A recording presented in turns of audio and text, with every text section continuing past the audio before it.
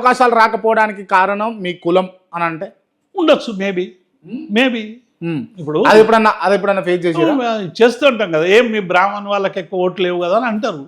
ఇప్పుడు ఏమైపోయిందంటే సమాజంలో ఉద్యమాలు చేసేటప్పుడు కులాలు గుర్తురావు, పోరాటాలు చేసేటప్పుడు కులాలు గుర్తురావు, సీరియస్ ఫైట్ చేసేటప్పుడు గుర్తురావు, భావజాలాన్ని తీవ్రంగా ప్రచారం చేసేటప్పుడు కులాలు గుర్తురావు.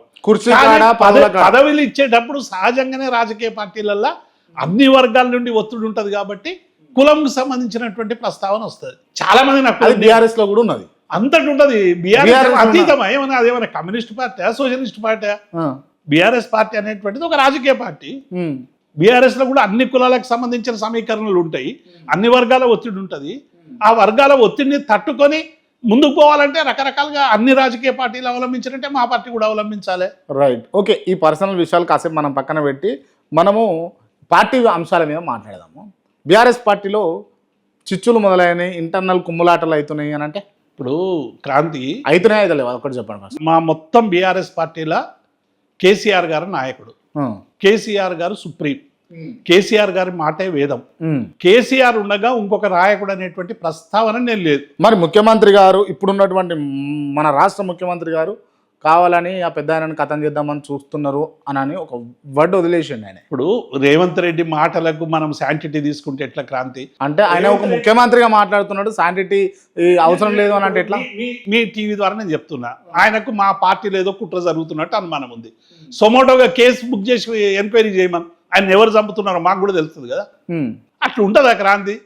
అంటే పార్టీ మీద బురద చల్లడానికి, పార్టీ క్యాడర్ను కన్ఫ్యూజ్ చేయడానికి, పార్టీ క్యాడర్ను కన్ఫ్యూజ్ చేయడానికి చేస్తున్నటువంటి ఒక దుష్ప్రచారం తప్ప, బురద చల్లడం తప్ప ముగ్గురు మూడు రకాలుగా పనిచేస్తున్నారు. నాకు తెలుసు మీరు అనేటువంటి క్వశ్చన్ల వెనుక దాగి ఉన్నది. కేటీఆర్ గారు, హరీష్ రావు గారు, కవిత గారు, ఒక్కొక్కరు ఒక్కొక్క రకమైనటువంటి ఒక్కొక్క టాలెంట్ తో పనిచేస్తారు. నేను చెప్పక ముందుకే మీరే చెప్తారు ముగ్గురు పేరు. మాకు తెలుసు కదా క్రాంతి, బయట జరుగుతున్నటువంటి చర్చ మాకేం జరగకుండా చర్చలు జరుగుతాయా?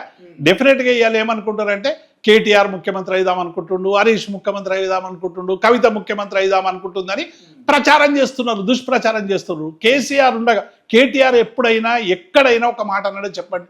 హరీష్ రావు గారు ఏమన్నాడు? జీవితకాలం కేసీఆర్ గారు ఉన్నంత వరకు మా రాజకీయాల్లో మేము అందరం సైనికులం తప్ప మేము ముఖ్యమంత్రుల గురించి ఆలోచించమని చెప్పారు కదా.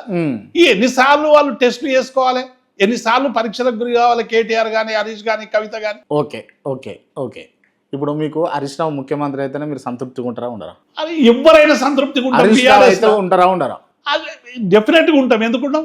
హరీష్ రావు గారు గొప్ప నాయకుడు అయితే ఎందుకున్నాం? కేటీఆర్ అద్భుతమైన నాయకుడు ఎందుకున్నాం? కేటీఆర్ కావాలా ముఖ్యమంత్రి, హరీష్ రావు కావాలి? అట్లా ఉంటుంది ఆ క్రాంతి. ఎవరైనా, కేటీఆర్ అయినా, హరీష్ అయినా, మాకు ఇప్పుడైతే మా కేసీఆర్ తప్ప ఇంకొకరు ముఖ్యమంత్రి అనే ఆలోచన లేదు. కేసీఆర్ మీకు ముఖ్యమంత్రి, కేసీఆరే మాకు ముఖ్యమంత్రి, కేసీఆరే బాసు, కేసీఆరే సుప్రీం, అంతే. ఇక వేరే మాకు సెకండ్ థాటే లేదు. అందరూ రెండవ తరగతి నాయకులే. వర్కింగ్ ప్రెసిడెంట్కి ఆయన పని ఆయన చేస్తున్నాడు.